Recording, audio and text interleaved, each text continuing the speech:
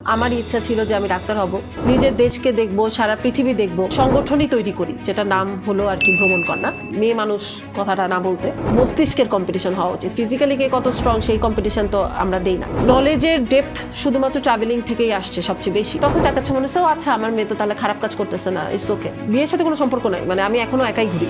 বিমান কাঁপতেছে, মনে হইতেছে এই আমরা মরে যাব।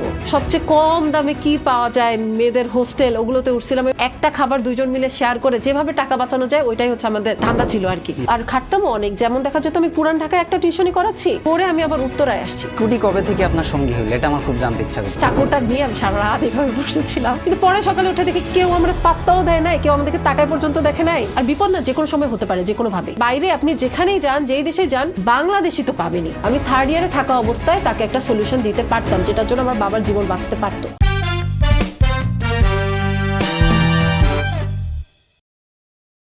আমি ডক্টর সাকিয়া হক, আমি হচ্ছে বিসিএস স্বাস্থ্যতে আছি এখন, বাগেরহাট সদর হাসপাতালে পোস্টেড অ্যাসিস্ট্যান্ট রেজিস্ট্রার পদে। আর এটা ছাড়া আমি একটা সংগঠনের সহপ্রতিষ্ঠাতা, যেটার নাম হচ্ছে ভ্রমণ কন্যা ট্রাভেলার্স অফ বাংলাদেশ। এইটা জানার পরে আমি আপনাকে নক করছিলাম, এটা আমার ভালো লাগছিল। সো আগ্রহের জায়গাটা ওখানে। আচ্ছা, দেশি বলে না? দেশিতে এখন জানছি, আচ্ছা এর আগে তো জানি নাই। আচ্ছা আচ্ছা, ঠিক আছে। তো এখন আর একটু বেশি ভালো লাগতেছে যে না, জি, আপনি আমার এলাকার মানুষ। আচ্ছা, তো সেই ক্ষেত্রে তো আপনি বিষয়টা বুঝতেছেন। হ্যাঁ হ্যাঁ, তো বলেন। প্রথমে যদি আমি জানতে চাই আপু, আপনি একজন ডাক্তার, আমি যতটুকু জানি, তো এত কিছু আপনি সামলান কিভাবে? প্রফেশনালি একটা জিনিস, একটা কেরিয়ার আপনার আছে, তারপরেও আপনি যে ভ্রমণ করেন, ব্যক্তিগতভাবে আপনি বিভিন্ন দেশ ঘুরছেন, আসলে এই অনুপ্রেরণাটা কিভাবে পেলেন আর কেন এটা চয়েস করলেন? কোনটা চুজ করলাম, ভ্রমণটা চুজ করলাম নাকি ডাক্তার হওয়াটা চুজ করলাম? বোথ। ডাক্তার তো হতে চাইছিলাম ছোটবেলা থেকেই, তো ইচ্ছা ছিল, এটা মা বাবার ইচ্ছা না, আমারই ইচ্ছা ছিল যে আমি ডাক্তার হব। ঢাকা মেডিকেলে তো চান্স পাইলাম 2012 সালে, মানে 11 সালে চান্স পাইলাম, 2012 থেকে ক্লাস শুরু হলো। কিন্তু ডাক্তার হওয়ার স্বপ্নটার সাথে সাথে এটাও ছিল যে নিজের দেশকে দেখবো, সারা পৃথিবী দেখবো। কিন্তু স্বাভাবিকভাবেই মেয়ে বলে তো বাসা থেকে তো আরও আম্মু বেশ স্ট্রিক্ট খুব, তো আম্মু কোনোভাবে আসলে বাইরে, ছেলেদের সাথে তো প্রশ্নই ওঠে না, একাও বাইর হবো সেটাও প্রশ্ন ওঠে না। তো সব মিলে আসলে ঘোরার মতো সাথী পাইতাম না কখনোই একটা মেয়েকে। মানে আমাদের যে ঢাকা মেডিকেলের আসলে আমাদের যে ক্লাসমেটরা ছিল, তারা বেশিরভাগই সবাই স্বাভাবিকভাবে একটু বেশ পড়ুয়া, তো ওদের মধ্যে থেকে খুব কম মানুষকেই পাইতাম, কেউই ঘুরতে যেতে চাইতো না, সব মিলে মিলতো না। তো ওইখান থেকে আস্তে আস্তে একটা রিয়ালাইজ করা যে আমি ঘুরতে যেতে অনেক পছন্দ করতে চাই, যাইতে চাই, কিন্তু যেতে পারতেছি না। এইসব ইচ্ছা থেকেই আমরা ভাবলাম যে একটা সংগঠনই তৈরি করি, যেটা নাম হলো আর কি ভ্রমণ কন্যা। ভ্রমণ শুরু করছি তো অ্যাপ্রক্সিমেটলি 2014। মানে ভ্রমণ কন্যা আইডিয়াটা কি আপনার মাথায় প্রথমে আসে? আমি এবং আমার বান্ধবী, আমরা দুইজনই একসাথে, আমরা দুইজনই ঢাকা মেডিকেলের স্টুডেন্ট, এবং আমরা দুইজন একসাথে এই ভ্রমণ কন্যার আইডিয়াটা, তখন কোনো বাংলাদেশে কোনো মেয়েদের ভ্রমণ গ্রুপ ছিল না আলাদা। এটা কত সাল বললেন? 2016 সালে 27 নভেম্বর। ওকে। তো তখন যেহেতু আর কোনো ফিমেলদের গ্রুপ ছিল না, তখন আমরা ভাবলাম যে আচ্ছা ফিমেলদের জন্য, আচ্ছা যে তখন যেহেতু আরও গ্রুপ করে করে বিভিন্ন গ্রুপ কিন্তু তখন ছিল, টিজিবি, বিন্দাস, তারপরে হচ্ছে ট্রাভেলার্স অফ ঢাকা, আরও অনেক গ্রুপ ছিল, কিন্তু ঠিক ফিমেল অনলি কোনো গ্রুপ ছিল না। আর যেহেতু আম্মু ফিমেল অনলি গ্রুপ ছাড়া দিবে না, আর অনেকগুলো মেয়ে হলে একটা আসলে কস্ট কমে, সিকিউরিটি পাওয়া যায়, এইসব চিন্তা ছিল। তো তখন ভাবলাম যেহেতু আর কোনো মেয়েদের গ্রুপ নাই, চলো আমি আর আমার বান্ধবী মানসী, ডক্টর মানসী, ও বিসিএসে আছে, তো আমরা দুইজন মিলে ভাবলাম যে আচ্ছা চলো আমরা একটা গ্রুপ তৈরি করি, যেটা আমরা ভাবি নাই যে বড় হবে বা কিছু। তো তখন আর কি, তখন আমরা স্টুডেন্ট, তখন আমরা ফাইনাল ইয়ার পাস করি নাই। তো তখন আমাদের এইটা গ্রুপটা খোলা হইলো, এবং এখন তো আমাদের এই সংগঠনে প্রায় 80,000 মেয়ে, তখন তো স্বাভাবিকভাবে শুরু হয়েছিল। আর গ্রুপটা খোলার আগেও আমাদের দুজনেরই ভ্রমণ প্রায় 2014 দিক থেকে, কিন্তু গ্রুপটা খোলা হয়েছে 2016-তে। আর 2017-তে তো আমরা ইন্টার্নশিপে ঢুকলাম, 2018-তে পাশ করে ডাক্তার হয়ে গেলাম, আর মানে ইন্টার্নি শেষ করলাম আর কি। আর 2019-এ আমাদের 39তম বিসিএস হয়েছে, মানে একদম সব কিছু খুব পরপর। আর 39তম বিসিএসের পরে চলে গেলাম টেকনাফ, আমার পোস্টিং হইলো টেকনাফের পরে কক্সবাজার আসলাম, এরপরে ঢাকায় আসলাম, ঢাকায় থাকলাম প্রায় 3 বছর। এই তো এখন আবার বাগেরহাটে পোস্টিং হলো কয়েকদিন আগে। গুড। আপনার মেইন জার্নিটা আমরা জানবো, পাশাপাশি প্রাসঙ্গিক যে কথাগুলো আসবে সেইগুলো সম্পর্কে জানবো। এখন বর্তমান সময়ে দেখেন আপু, এত সুন্দর একটা সিকিউর প্রফেশন পাওয়ার পরও ভ্রমণের প্রতি আপনার তীব্র ভালোবাসা, আসলে এই জিনিসটা আপনি কিভাবে মেনটেন করেন? আমি যখন শুরু করি তখন তো আসলে পড়াশোনা তো ছিলই, এটা নিয়ে কোনো সন্দেহ নেই, পড়াশোনা থাকবে, জব থাকবেই, কিন্তু দেখা যেত কি আমরা ইন্টার্নশিপের মধ্যে যখন আসলে 64টা জেলা মোটরসাইকেলে ঘোরা শুরু করি তখন আমরা টানা ডিউটি করতাম। আমার মনে আছে যে আমাদের পেডিয়াট্রিক সার্জারি স্যারকে আমি এভাবে বলছিলাম, স্যার আমাদের 5 দিন ছুটি দেন। তো স্যার বলছে যে 5 দিন ছুটি ইন্টার্নশিপের মধ্যে দেওয়া যাবে না। তো আমি বললাম যে স্যার তাহলে আমি বিনিময়ে ঈদে টানা ডিউটি করে দিব। আমার মনে আছে আমি পেডিয়াট্রিক সার্জারিতে ইন্টার্ন হিসেবে, ইন্টার্নতে উপর দায়িত্ব একটু কম থাকে বাট তারপরে থাকে, প্রায় 72 ঘন্টা আমি ঢাকা মেডিকেলে ডিউটি করছি। সো ওইটা করার ফলে আমার 5 দিন ছুটি, আমার 5 দিন টানা ঘুরছি। ধরেন আমাদের হচ্ছে পরীক্ষা শেষ হয়েছে কোনো একটা, তখন পরীক্ষা শেষ হওয়ার পরে সবাই 7 দিনের জন্য বাসায় গেছে, কিন্তু আমরা একবার রাঙামাটি থেকে আমরা হচ্ছে সাতক্ষীরা, খুলনা, মানে আমরা বিভিন্ন দিকে ঘুরে বেড়াইতেছি, এরকম হয়েছে। পরে যখন আমাদের ইন্টার্নশিপটা শেষ হলো 2018-তে, 2019-এর প্রথম থেকে স্পেসিফিক্যালি আমরা সবাই তখন জবের জন্য স্বাভাবে চাকরি শুরু করবে, মাত্র যেহেতু পাশ করে বের হয়েছে। কিন্তু আমরা তখন বিসিএস এর ভাইভা দিচ্ছিলাম, আর আমাদের একটাই টার্গেট ছিল, জব এখন করবো না, এখন হচ্ছে শুধু ঘুরবো। তো আমরা জানুয়ারি, ফেব্রুয়ারি, মার্চ এই 3 মাসেই মনে হয় আমরা 30টা জেলায় গেছি প্রায় বাইক নিয়ে। তারপরে 2019 সালে আমি হচ্ছে প্রথম ইউরোপে যাই, ওখানে আমার 13টা দেশ ঘোরা হয়েছে। সব মিলে আমার এখন পর্যন্ত 22টা দেশে যাওয়া হয়েছে, মানে পা দেওয়া হয়েছে। একটা দেশ ঘুরতে আসলে অনেক কিছু থাকে। সো আমি এভাবে বলতে আমার একটু নিজের কাছেই অড লাগে যে আমি ঘুরে ফেলছি, বাট ব্যাপারটা এরকম না। দেখা গেছে যে আমি এভাবে বলতে পারি যে 22টা দেশে আমি পা দিয়েছি, এরকমভাবে বলতে পারি। আর এই ফাঁকে ফাঁকে হয়েছে। তারপর 2019-এর পরে যখন আসলে চাকরিতে জয়েন করলাম 2019-এর ডিসেম্বরে, তখন থেকে তো সব আসলে আর ঘোরাঘুরি আসলে খুব কম হয়েছে। হ্যাঁ, তার আগেই আমরা ভাগ্যিস 64 জেলা শেষ করে ফেলেছিলাম, তার আগেই বেশ কিছু দেশ ঘুরে ফেলেছিলাম। 2019-এর পরপরই তো 2020-এর মার্চে, মানে চাকরির মাত্র 4 মাসের মাথায় কোভিড শুরু হলো। তো তখন তো টেকনাফে আটকা, এরপরে 2021 পর্যন্ত প্রায় বলা যায় কোভিডের জন্য সবকিছুই ছিল। 2022 থেকে আবার সবকিছু শুরু হলো। আমি আবার এর মাঝখানে 2টা পোস্ট গ্রাজুয়েশন করলাম, একটা হেলথ ইকোনমিক্সে করলাম, আর এখন প্রায় শেষের দিকে হচ্ছে অ্যাপ্লাইড এপিডেমিওলজি। তো 2টা পোস্ট গ্রাজুয়েশন শেষ করলাম, ইমার্জেন্সি মেডিসিনে পোস্ট গ্রাজুয়েশন চলতেছে। সো এই তো পড়াশোনা মাঝে মাঝে চাইলে যে করা যায় না, ব্যাপারটা তা না। দুইটার টাইম, আমার যখন পরীক্ষার টাইম থাকে বা আমার যখন পড়াশোনার টাইম থাকে, আমি ওই 1-1.5 মাস আমাকে খুঁজেই পাওয়া যাবে না, মানে আমার মতো সোশ্যাল মিডিয়া হ্যাঁ। আবার যখন না, আসলেই যখন আমার কোনো পরীক্ষা থাকে, আমাকে 2-3 মাস সোশ্যাল মিডিয়াতে দেখা যায় না। 2-3 মাস মানে একটু বেশি বলে ফেলছি, 1 মাস 1.5 মাস আমি অত পড়তে পারি না টানা। আবার যখন পড়ি তখন খুব রিগোরাসলি পড়ি আর কি। তখন দেখা যায় যে কেউ যদি 6 মাস যে পড়াটা পড়ে, আমি এত এফোর্ট দেই 1 মাসে ওটা হয়ে যায়। I got the point. এই যে আন্টি আপনাকে পারমিশন দিত না যে মেয়ে মানুষ কোথায় ঘুরবি, এটা সম্ভব না আমাদের দেশের প্রেক্ষাপটে, আন্টি কখন রাজি হয়েছে আপনাকে? আম্মুকে মানাইতে, প্রথমত তো আম্মুকে আমি এটা নিয়ে অনেক বলি যে মেয়ে মানুষ কথাটা না বলতে, মানুষ তাই না, মেয়ে ছেলে আবার ব্যাপার কি, তাই না? আসলে কম্পিটিশন তো সেরিব্রাল বা মস্তিষ্কের কম্পিটিশন হওয়া উচিত, ফিজিক্যালি কে কত স্ট্রং সেই কম্পিটিশন তো আমরা দেই না। আচ্ছা, এনিওয়েজ, কিন্তু আম্মুকে আসলে মানাইতে অনেক সময় লাগছে, কারণ আসলে আমাদের সমাজ একটা চিন্তা ভাবনার মধ্যে থাকে, তাই না, যে মেয়ে হইলে এটা পারবে, ছেলে হইলে এটা পারবে। মেয়ে মানে হচ্ছে একটু রান্না বান্না পারতে হবে, ছেলে মানে তুমি কান্নাকাটি করতে পারবে না, এই টাইপের মানে সবকিছুর একটা জেন্ডার রোল আমাদের গ্রো আপটাও হয় এবং সমাজও এরকম এক্সপেক্ট করে। তো স্বাভাবিকভাবে আম্মুকে এখান থেকে বের হয়েছে আমি এটা বলবো না, বাট প্রথম দিকে তো কোনোভাবেই সে রাজি না। তো স্পেশালি যখন আমরা মোটরসাইকেল নিয়ে যাবো, তখন আমার কথা ছিল 40টা বাড়ির মধ্যে আসবি না, তোটা যেন না দেখি এরকম। বাট এটা আসলেই অনেক সময় লাগছে, প্রায় 4-5 বছর। এখন আমাদেরকে অনেক মেয়েরাই বলে যে আপু বাসাকে ম্যানেজ করতে পারতেছি না। তাদের জন্য আমি যেটা বলি যে তোমরা কি আসলে 4-5 বছর চেষ্টা করছো আমার মতো লাইগা থাকছো? মনে হয় না। সো চেষ্টা করলে হবে, এটা ঠিক আছে, যখন স্পেসিফিক্যালি তারা বুঝবে যে তুমি কোনো ভুল করতেছো না কোনো কিছু। So you are just only travelling, এখানে কোনো ভুল নাই, তুমি দেশের প্রকৃতি দেখতেছো, বিদেশের প্রকৃতি দেখতেছো, কালচারের একটা চেঞ্জ দেখতেছো। হ্যাঁ, ওইটা যখন এটা থেকে বড় লার্নিং আর কিছুই নাই।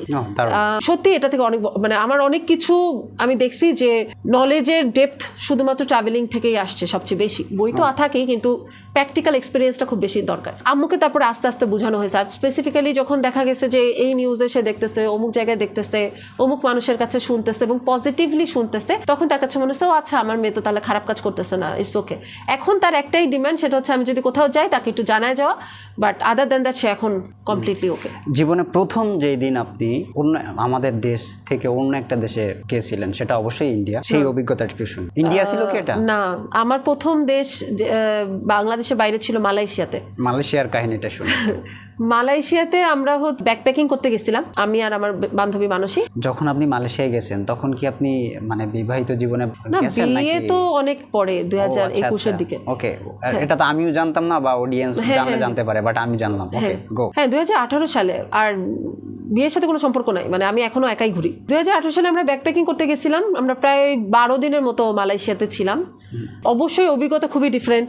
বিমান কাঁপতেছে, মনে হইতেছে এই আমরা মরে যাব, এরকম মনে হয়েছে, কিন্তু ধরেন নর্মাল টার্বুলেন্স হয়তোবা। তারপরে খুবই কালচারাল চেঞ্জ হুট করে, খাওয়া দাওয়া সবকিছু। আমার মনে হচ্ছে মালয়েশিয়াতে আমরা মোটরসাইকেল ভাড়া করেই পেনাং, লাঙ্কাউই ওইদিকে ঘুরছিলাম। এবং ছিল টিম মেম্বার? আমি আর মানুষ, আমার বান্ধবী, দুইজনই 12 দিন প্রায় ছিলাম আমরা। তারপর এবং আমাদের কিছু বান্ধবী ছিল যারা ঢাকা মেডিকেলে পড়তো, বাট তারা মালয়েশিয়ান। ওখানে যে কুয়ালালামপুরে তাদের বাসায় উঠছিলাম। আর তারপরে আমরা যখন জোহর বাহরু নামে একটা জায়গা আছে ওখানে গেছিলাম, তখন আরেক বান্ধবীর বাসায় উঠছিলাম। বাকিগুলো জায়গায় আমরা সবচেয়ে কম দামে কি পাওয়া যায় মেয়েদের হোস্টেল, ওগুলোতে উঠছিলাম। এবং হাঁটাহাঁটি করে একটা খাবার দুইজন মিলে শেয়ার করে যেভাবে টাকা বাঁচানো যায় ওইটাই আমাদের ধান্দা ছিল আর কি। ওইভাবে আমরা আসলে মালয়েশিয়াতে গেছি। এরপরে ইন্ডিয়াতে যাওয়া হয়েছে অবশ্যই, বেশ কয়েকবারই, আরো অনেক দেশে যাওয়া হয়েছে। ওকে, স্টুডেন্ট লাইফে ছাত্রছাত্রীরা তাদের পড়াশোনার খরচে যোগাইতে পারে না, সেই জায়গায় দাঁড়িয়ে আপনারা বিদেশে ভ্রমণ করতেছেন, ব্যাপারটা কেমন ছিল আপনাদের কাছে? How to manage? এখানে কয়েকটা ব্যাপার আছে, যে এক তো টাকা দিয়ে আসলে খুব পড়ি নাই, কারণ ক্লাস 8-এ স্কলারশিপ ছিল, জুনিয়র স্কলারশিপ। এসএসসিতে বোর্ডে 106তম হয়েছিলাম, ক্লাস 8-এ ফার্স্ট হয়েছিলাম সারা বাংলাদেশে। আর এসএসসিতে যশোর বোর্ডে আর কি 108তম হয়ে অনেক কান্নাকাটি করছিলাম। এইচএসসিতে বোর্ডে 38তম হয়েছিলাম। তো সব জায়গায় স্কলারশিপ দিয়েই চলছে। ঢাকা মেডিকেলও মোটামুটি কিছু হোস্টেল ফি দেওয়া হয়েছে, একদম নামমাত্র। বাসা থেকে টাকা নিয়ে বন্ধ করে দিছি সেকেন্ড ইয়ারের পরপরই আর কি। কিভাবে চলতাম তাহলে যে আমি মেডিকেল অ্যাডমিশন টেস্টের স্টুডেন্টদের পড়াইতাম, অনেক পড়াইছি। আমার প্রায় 42টার মতো স্টুডেন্ট অলরেডি বিভিন্ন মেডিকেলে পড়ে। এখন আর পড়ানোর সুযোগ পাই না, কারণ চাকরির মধ্যে ঢুকে গেছি। বেশিরভাগ ইংলিশ মিডিয়াম স্টুডেন্টকে পড়াইতাম। সো টাকা পয়সা একটু বেশি থাকতো। আর কোচিংয়ে ক্লাস নিতাম, প্রথমে প্রাইমেটে নিছি, পরে উদ্ভাস উন্মেষে ঢুকলাম। ওখানে প্রাইমেটে প্রথম দিকে ক্লাস নিতাম, প্রায় 2 বছর প্রাইমেটে ছিলাম, 2-3 বছরের মতো প্রাইমেটে ছিলাম। এরপর উদ্ভাসে ক্লাস নিচ্ছি অনেক বছর, প্রায় 6 বছর তো হবে। আমার স্টুডেন্টরাই এখন বিবাহিত, লয়ার, ডাক্তার, এরকম অনেকেই আছে। এরপরে তো আপনার স্টুডেন্টদেরই পড়াইছি, স্টুডেন্টদের পড়াই যে ইনকাম, তা আমার এখন চাকরি করেও সেই ইনকামটা হয় না, ধারে কাছে যাওয়া যাচ্ছে না। প্রায় 3 ভাগের 1 ভাগ ইনকাম হয় এখন। তাহলে কি মানুষ একটা কি তথ্য পাইলো যে আমি স্টুডেন্ট লাইফে মোটামুটি স্টুডেন্টদের কাছ থেকে টাকাটা আমার কাভার হয়তো বলা যায়? হ্যাঁ, আসলে আমি অনেক আর খাটতামও অনেক। যেমন দেখা যেত আমি পুরান ঢাকায় একটা টিউশনি করাচ্ছি, করে আমি আবার উত্তরায় আসছি স্কুটি নিয়ে, উত্তরায় পড়ায় আমি মোহাম্মদপুরে ঢুকতেছি। আচ্ছা, স্কুটি কবে থেকে আপনার সঙ্গী হলো? এটা আমার খুব জানতে ইচ্ছা করছে। স্কুটি 2017 থেকে। কেন বলেন তো, স্কুটি কেন নিতে হইলো? যেহেতু আমরা 64টা জেলায় যাব, আমাদের প্ল্যান হইলো অ্যাজ ইউজুয়াল, আমি আর আমার বান্ধবী মিলেই প্ল্যান করছি যে আমরা 64 জেলায় যাব। আমরা মোটরসাইকেলে যাব। এখন মোটরসাইকেলে যাব, মোটরসাইকেল তো লাগবে, তো তখন আমরা হাউজি 125cc স্কুটিগুলো নেই। স্কুটির কারণ ছিল কি, গাড়িতে দম বন্ধ লাগে চিন্তা করলে, বাসে বা ট্রেনে না কেন, কারণ যেই রাস্তা দিয়ে আমরা যাইতে চাই, রাঙামাটির ভিতরের রাস্তা দিয়ে বা বান্দরবানে ওই কুনা দিয়ে, এরকম ভাবে তো আসলে বাসের রুট থাকে না, ট্রেনের তো একটা স্পেসিফিক রুট থাকে। কিন্তু আমরা কি চাচ্ছিলাম, আমরা চাচ্ছিলাম গলি গলি গলি দিয়ে যাব, বাংলাদেশের প্রকৃতি দেখবো, চায়ের দোকান থামতে মনে হবে তো থামবো, এক জায়গায় বসে থাকতে মনে হবে তো থাকবো। হ্যাঁ, এইটার জন্য মোটরসাইকেলের থেকে বেস্ট কোনো অপশন আমাদের কাছে মনে হয় না। আর আমরা আসলে খুব ফাস্ট ডিসিশন নেই, এই মনে হয়েছে ও আচ্ছা চল করি, এরকম একটা আমাদের মনোভাব স্পেসিফিক্যালি তখন আরো বেশি ছিল। তখন থেকে স্কুটি আসলে আমি বলবো যে it made our life easier. টিউশনির কথা যদিও আমাদের চলে আসছিল, টিউশনি শুধু না, ধরেন এখনো কোনো জায়গায় যেতে হলে আমার কাছে মনে হয় কোনো একটা গাড়ির থেকে ঢাকার জ্যামের মধ্যে স্কুটি বা বাইকের থেকে ভালো অপশন আর হইতে পারে না। আর গাড়ি চালাতে গেলে তো মনে হয় অ্যাক্সিডেন্টই হবে।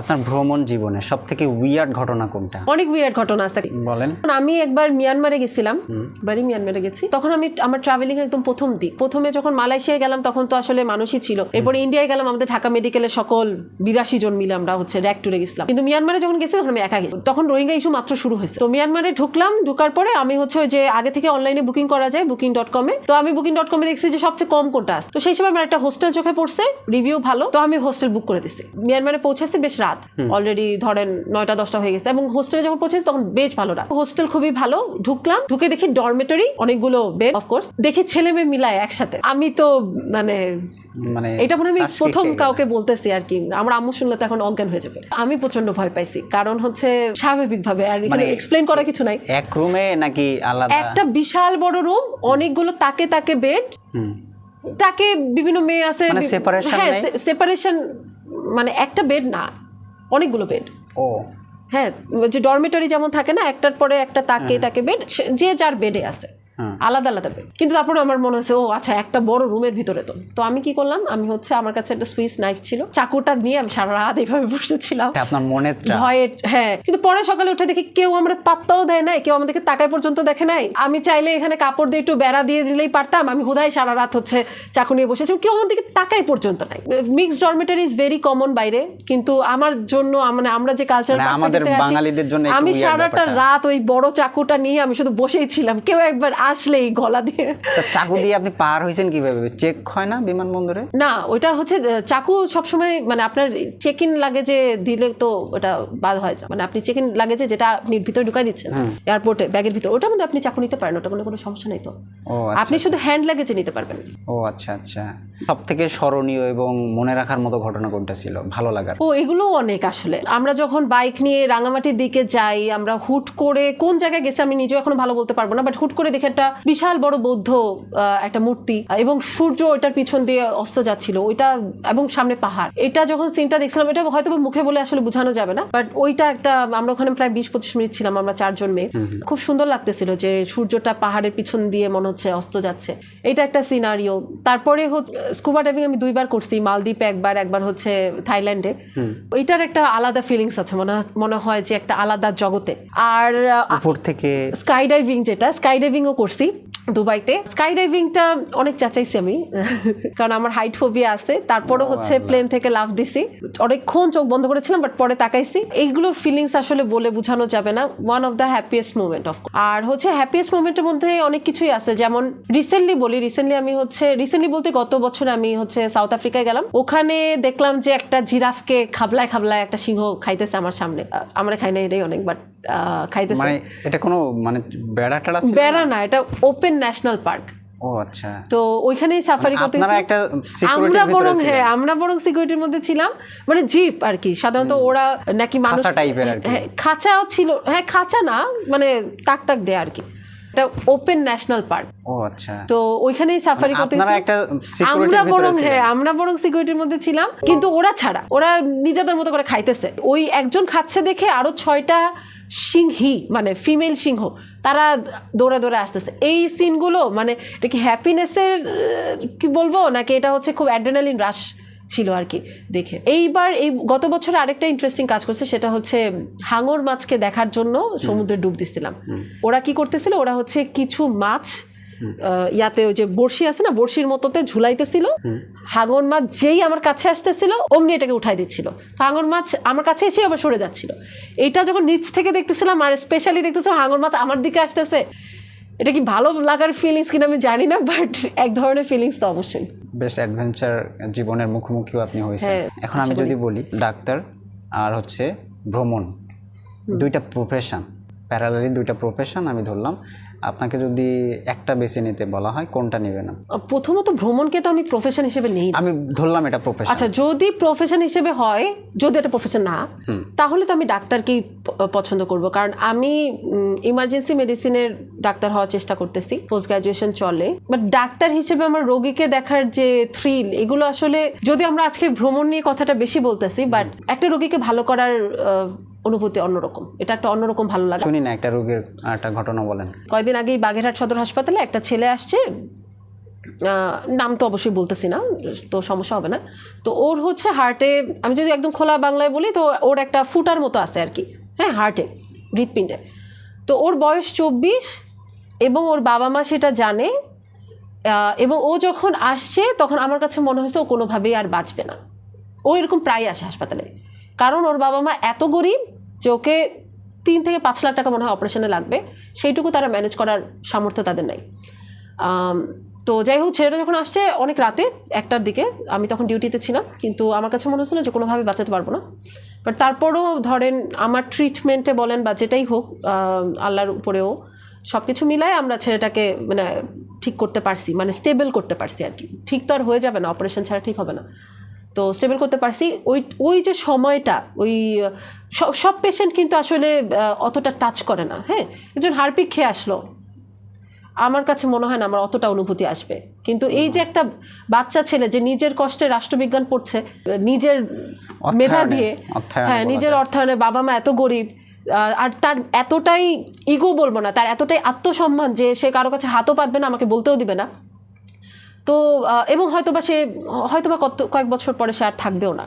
তো এই জিনিসগুলো আমাকে ওই যে ও যে সুস্থ হচ্ছিল, স্টেবল হচ্ছিল, ওই যে 2-3 ঘন্টা আমি এতটা অস্থির ছিলাম, এবং 2-3 ঘন্টা পরে সে যখন সুস্থ হইল রিলেটিভলি, ওই যে একটা আনন্দ আমার ছিল, ওটা আসলে সহজে যতই ভ্রমণ করি বা কোনো কিছুই বলি ওটা আসলে সহজে আসে না। এই 1-2টা ঘটনাই আসলে সারা জীবনের জন্য ইনাফ মনে হয়। আর এরকম আমার অনেক অনেক ঘটনা আছে।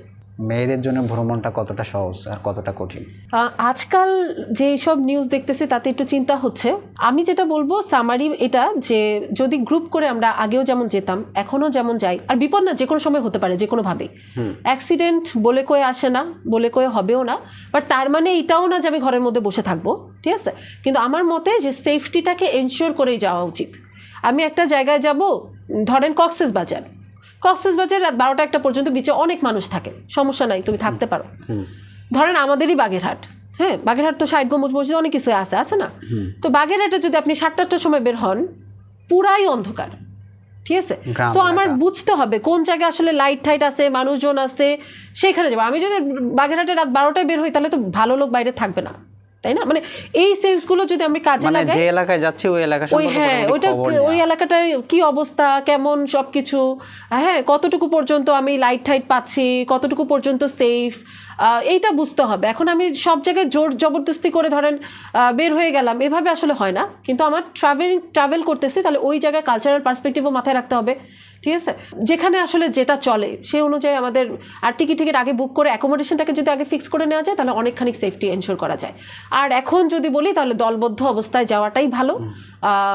আমরা যেমন বেশ কয়েকটা গ্রুপ করেই আমাদের প্রায় প্রত্যেকটা ট্যুরেই 12 জন তো মিনিমাম থাকে, এমনও হয় 100 জনও থাকে, 150 জনও থাকে। তো এরকম গ্রুপ করে গেলে আসলে যে কোনো ধরনের সমস্যা হলে সেটাকে একসাথে মোকাবেলা করা সম্ভব হয়।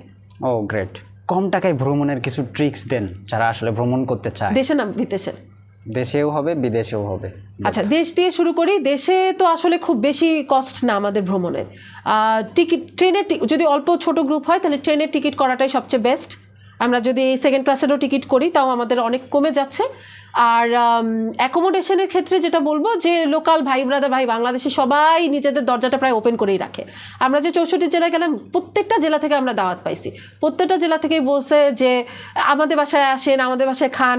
আপনার সাতক্ষীরায়ও তো আমরা মনে হয় কোনো জায়গা থেকে কিনে খাই নাই, আমরা বিভিন্ন মানুষের দাওয়াত দেওয়া মাত্রই আমরা তাদের বাসায় চলে যেতাম। তো আমার মনে হয় বাংলাদেশে ট্রাভেল করা খুবই ইজি, খুবই কস্ট এফেক্টিভ। যেই দাওয়াত দিবে কারো দাওয়াত না করা যাবে না, তাহলে টাকার কমে যাবে। হ্যাঁ সাদরে গ্রহণ করে থাকেই যেতে হবে, এই আর কি। আর হচ্ছে বিদেশের ক্ষেত্রে বলবো ব্যাকপ্যাকিং এর অনেক ট্রিক্সের মধ্যে একটা হচ্ছে যে যদি আপনি ঘুরতে যেতে চান, যেহেতু ফ্লাইটের কস্টটাই সবচেয়ে বেশি, তাহলে ফ্লাইটের কস্টটা যখন বেশি তাহলে ফ্লাইটটা এমনভাবে নিতে হবে যাতে আপনি 5-6টা দেশ কভার করে ফিরেন অ্যাটলিস্ট, নাহলে আপনার টাকা বাঁচবে না। ধরেন আপনি Thailand, Vietnam, Cambodia, Laos, Singapore, Malaysia এভাবে ঘুরে আসবেন কথার কথা, তাহলে কিন্তু আপনার অনেকগুলো, আপনি মালয়েশিয়ার ফ্লাইট নিলেন, ওয়ান ওয়ে কত হবে, 15-16 হাজার হবে মনে হয়। আবার ধরেন আপনি ওই দিক থেকে ঘুরে ভিয়েতনাম থেকে ফেরত আসলেন, কথার কথা ভিয়েতনাম থেকে হয়তো বা 20-25 হাজার হবে ধরলাম, তাহলে কিন্তু আপনার অনেকগুলো কস্ট বেঁচে গেল। এবং প্রত্যেকটা জায়গা থেকে আরেকটা দেশে কিন্তু লোকাল বাসও রাতের বেলা যায় এবং অনেক কম খরচে, কারণ প্লেনও কিন্তু এখানে অনেক কম। মালয়েশিয়া মধ্যে ইন্টারন্যাশনালি ডোমেস্টিক ফ্লাইটগুলো আসলে অনেকটা কম টাকার। আরেকটা জিনিস হচ্ছে বলবো, কাউচ সার্ফিং এরকম অ্যাপ আছে, হোস্টা সিস্টার এরকম অনেক অ্যাপ আছে যেগুলোতে আসলে আপনি কিন্তু ফ্রিতে আরেকজনের বাসায় থাকতে পারবেন। তাহলে আপনি যদি থাকেনই আরেকজনের বাসায়, আপনি যদি আরেক বন্ধু বা বান্ধবীর সাথে যান তাহলে তো খাওয়াটাও একটু শেয়ার করে নিলেন, তাহলে কিন্তু আপনার কস্টটা আসলে অনেকখানি কমে যায় এবং খুব ইজিলি করা সম্ভব। আমি বললাম না যে 13টা দেশ ইউরোপে ঘুরছি, আমার খরচ হয়েছিল তখন, অবশ্য এখন তো দ্রব্যমূল্য স্ফীতির জন্য অনেক টাকা বেড়ে গেছে, তখন আমি কিন্তু 2 লাখ টাকায় 31 দিনে 13টা দেশে গেছিলাম। এখন আপনার বিষয়টা আলাদা, আপনাকে অনেক মানুষ ইতিমধ্যে চিনে জানে, কিন্তু যারা নতুনভাবে শুরু করতে যাচ্ছে তাদের তো কেউ বলবে না যে ভাই আমার কাছে এসে এক রাত আপনি থাকতে পারেন? না না, যখন আমি শুরু করছি তখনও তো আমাকে, এখন না হয় কিছু মানুষ হয়তো বা চিনে মুষ্টিমেয়, বাট তখন তো আর চিনতো না।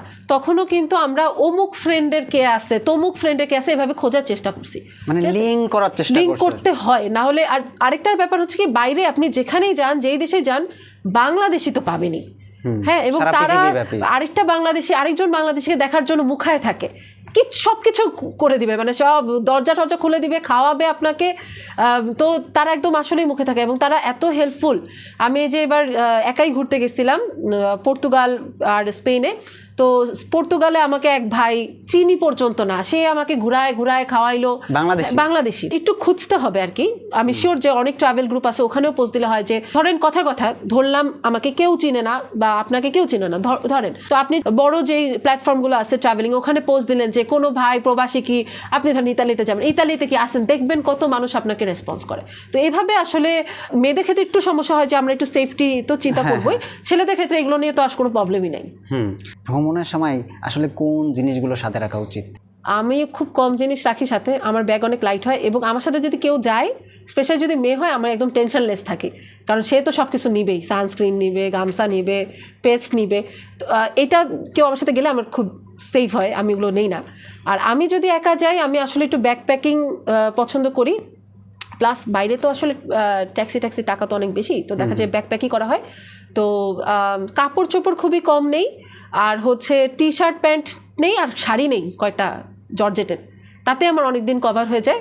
আর হচ্ছে ব্রাশ পেস্ট এগুলোই নেই, কিন্তু খুব যে স্পেসিফিক আহামরি কিছু নেই তা না।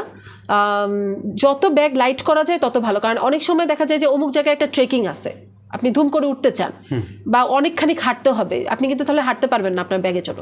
আর ব্যাকপ্যাকিং এর জন্য অনেকে মনে করে সুটকেস নেওয়াটা ভালো, বাট সুটকেস না নেওয়াটাই ভালো। ব্যাকপ্যাকটা নিলে দেখা যাবে যে আপনি যে কোনো জায়গায় ইজিলি মুভ করতে পারেন। গ্যাজেট কিনেন? গ্যাজেট হিসেবে ফোন নেই, একটা লাউড স্পিকার নেই, হেডফোন নেই, কারণ আমার অনেক সময় দেখা যায় যে একা থাকতে হচ্ছে, তখন হেডফোনটা, আগে ক্যামেরা নিতাম, এখন ফোনের ক্যামেরা দিয়েই চলে, এই তো। আর গ্যাজেট হিসেবে পাওয়ার ব্যাংক অবশ্যই সবসময় নেওয়া হয়, headphone, phone, power bank, charger. Camera আগে নিতাম, মাঝে মাঝে এখন মনে হইলে নেই, যদি মনে হয় যে পানির এলাকায় যাব তাহলে নেই না, বা যদি মনে হয় যে সেফটি, মানে আমি হোটেলে থাকবো না, অনেক সময় এমন হতে পারে যে আমি পথে থাকবো, তাহলে আমি ক্যামেরা যদি মনে হয় যে সেফ না, তাহলে ক্যামেরাটা নেই না, এরকমভাবে আসলে চলি। কারণ আসলে ওভাবে তো আমার ব্লগ ঠক বানানো হয় না, তো যার কারণে আসলে ওইদিকে বেশি হয় না। আমি খুবই আলসে। টাকা কি ক্যাশ করে নেওয়া ভালো নাকি কার্ডে নেওয়া ভালো? আমি কিন্তু এটা মানে অন্যরকম একটা প্রশ্ন।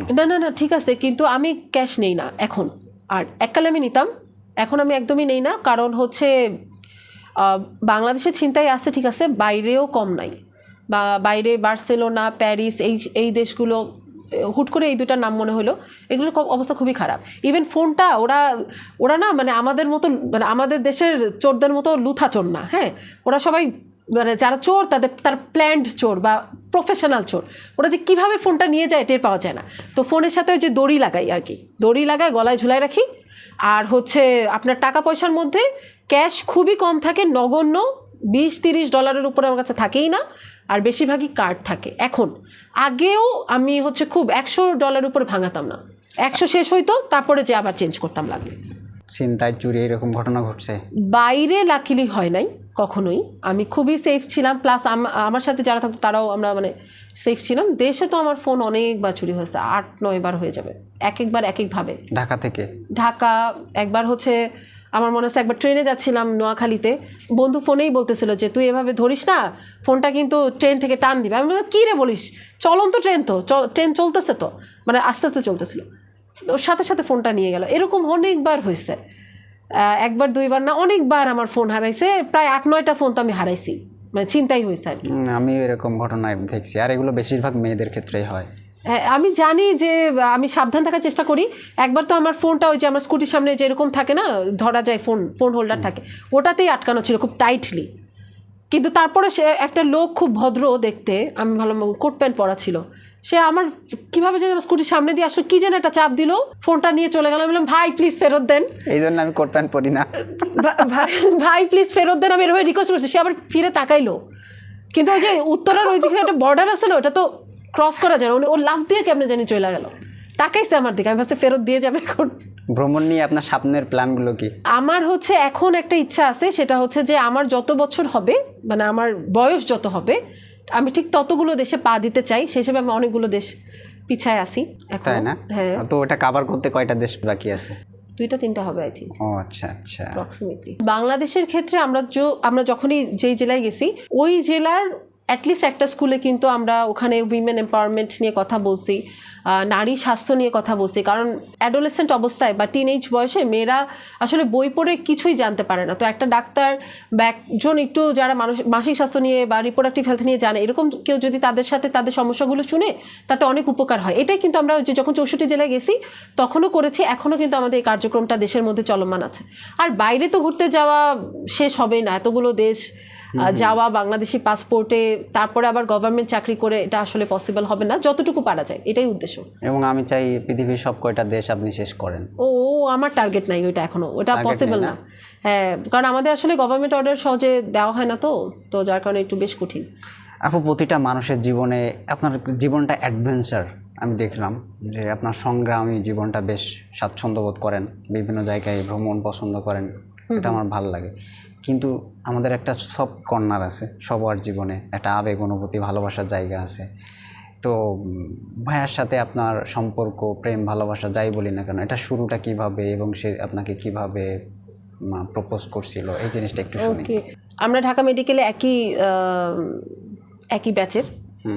2015 সালে না, আমাদের পরিচয় তো সেই 2012 সাল থেকেই স্বাভাবিকভাবে আমরা একই ক্লাসের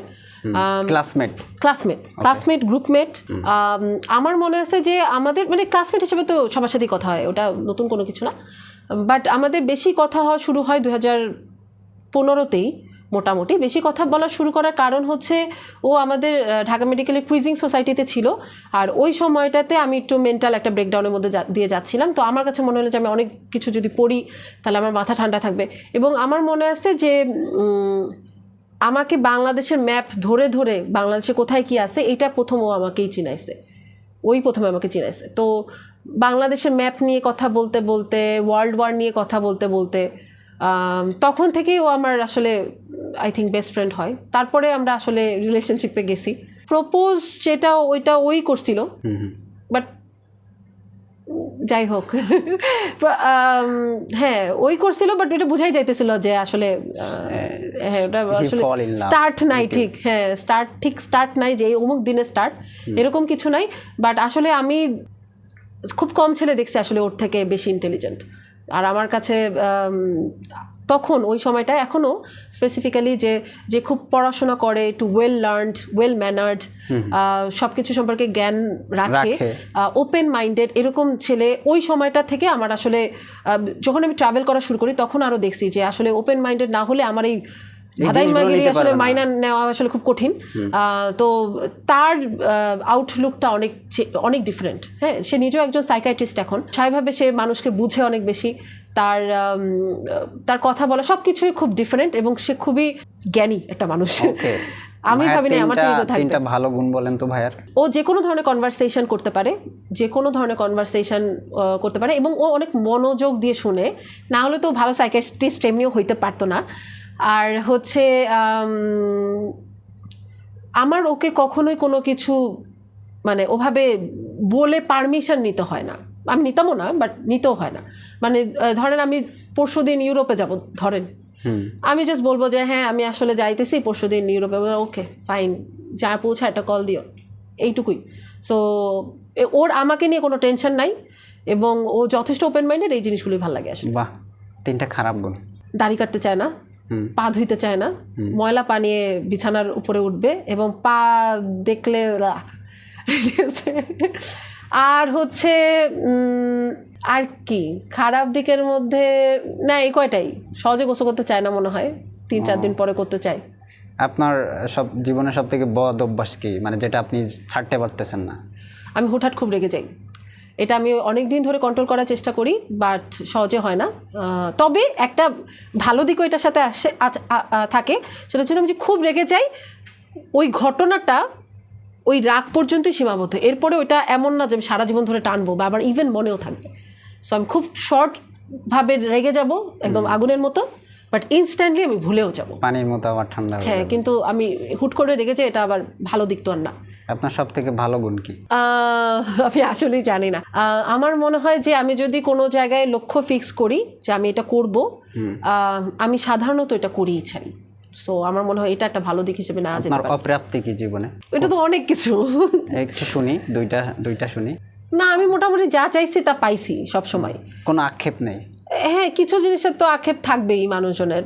যেমন একটা বড় আক্ষেপ আছে আসলে, যেমন হচ্ছে আমার বাবা যখন হার্ট অ্যাটাক করে মারা যায়, আমি তখন 3rd ইয়ারে।